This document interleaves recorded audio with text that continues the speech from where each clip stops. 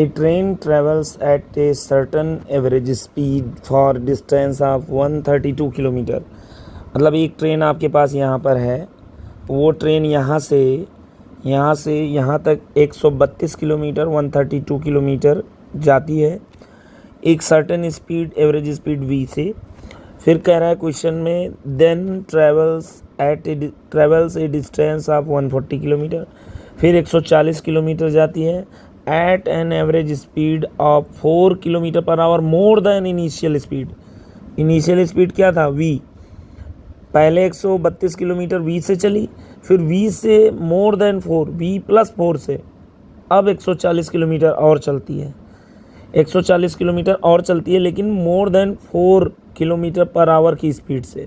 तो यहाँ से यहाँ तक की स्पीड क्या रहेगी v, यहाँ से यहाँ तक, और यहाँ से आगे की स्पीड यहाँ तक v प्लस 4।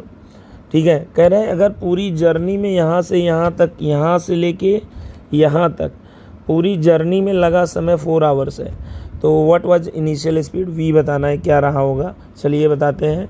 और total time taken to cover the distance separately t1 और t2 बताना है, मतलब इसमें कितना समय लगा है इसमें।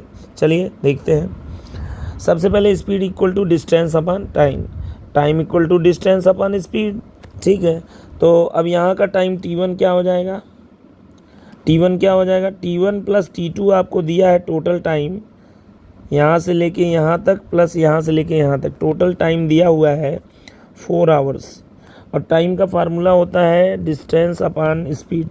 तो t1 टाइम कैसे निकलेगा, इसके लिए डिस्टेंस क्या है 132 अपॉन स्पीड क्या है v, ये डिस्टेंस है, तो टाइम हो जाएगा डिस्टेंस अपॉन स्पीड, डिस्टेंस है 132 upon speed v plus t2 time क्या हो जाएगा, t2 टाइम ये टाइम कैसे निकलेगा, इसके लिए ये डिस्टेंस अपॉन स्पीड ये वाला, यानी 140 upon v plus 4 equal to 4।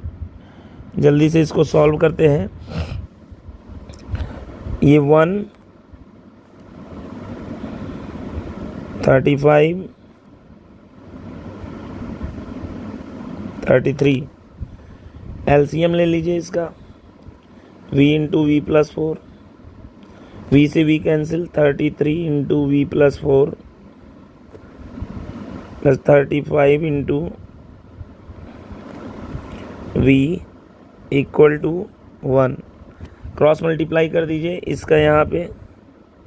चलिए, तो ये हो जाएगा 33v मल्टीप्लाई इसका इसमें और इसका इसमें,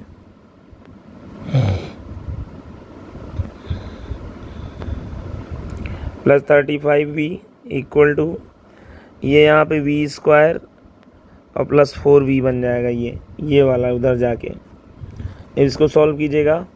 v स्क्वायर 33v और 35v 68v उधर जाएगा, 4v माइनस 68v तो माइनस 64v, और 132 उधर जाएगा माइनस 132 इक्वल टू क्या बचेगा इधर 0। अब इसका फैक्टर कर लीजिए, v माइनस 66 और v प्लस 2 आएगा। अब दो नंबर्स का प्रोडक्ट 0 है, तो या तो पहला नंबर 0 होगा या तो दूसरा नंबर। तो यहाँ से v इक्वल टू 66 आ जाएगा, यहाँ से v equal to -2। Speed negative नहीं हो सकती, ये ही सही है। अब चलिए t1 और t2 टाइम निकाला जाए।